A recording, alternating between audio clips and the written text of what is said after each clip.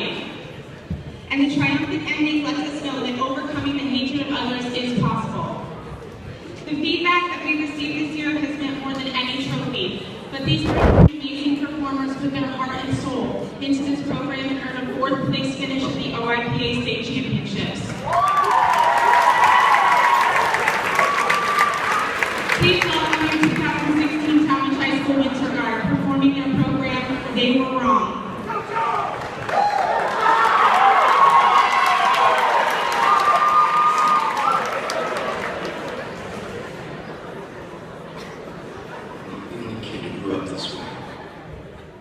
Surrounded by people who used to say that rhyme about sticks and stones.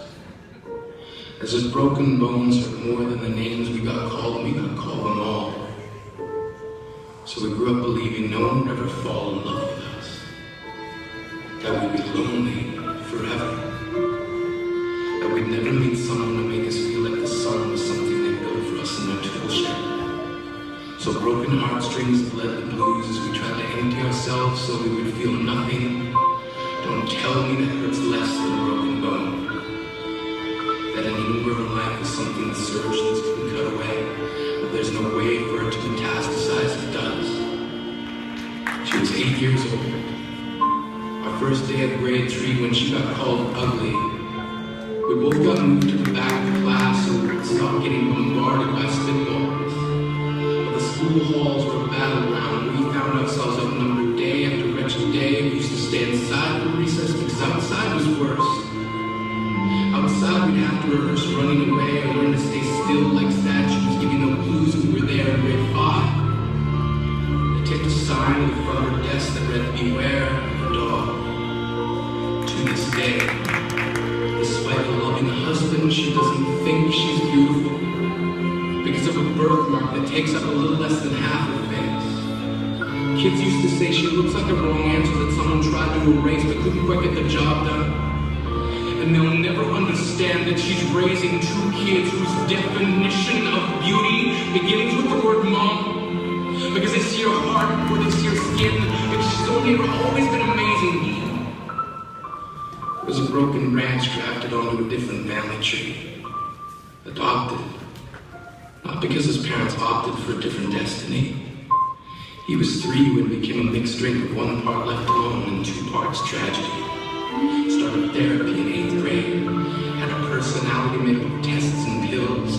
Lived like the uphills were mountains and the downhills were cliffs. Forbidden suicidal, a tidal wave of antidepressants and an adolescence being called pop. 1 part because of the pills. 99 parts because of the cruelty. Tried to kill himself in grade 10, and the kid who could still go home to mom and dad had the audacity to tell him, get over it. As if depression is something that can be remedied by any of the contents found in a first aid kit. To this day, he's a stick of TNT lit from both ends. Could describe to in detail the way the sky bends in the moment before it's about to fall. And despite an army of friends who all call him an inspiration, he remains a conversation piece between people who can't understand. Sometimes being drug-free has less to do with addiction and more to do with sanity.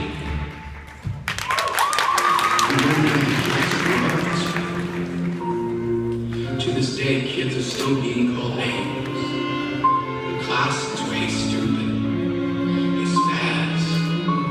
Seems like every school has an arsenal of names getting updated every year. And if a kid breaks in school and no one around chooses to hear, do they make a sound?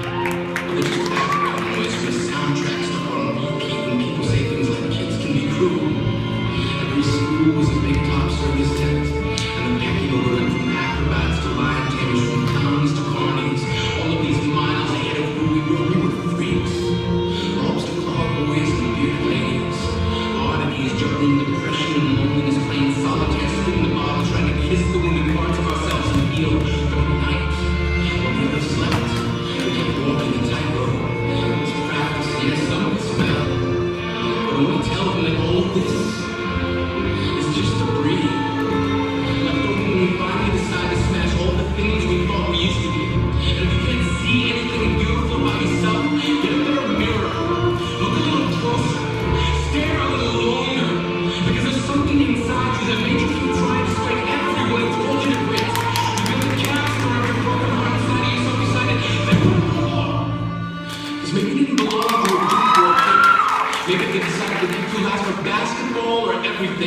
Maybe you used to bring bruises and broken teeth to show and tell, but never told. Because how can you hold your ground when everyone around you wants to bury you and eat it? You have to believe that they were wrong. They have to be wrong. Why else would we still be here? We grew up learning to cheer on the underdog because we see ourselves in that. We stem from a root planted in the belief that we are not who we're called. We are graduating members from a class of we made it. Not the faded echoes of voices crying out names will never hurt me. Of course, they did.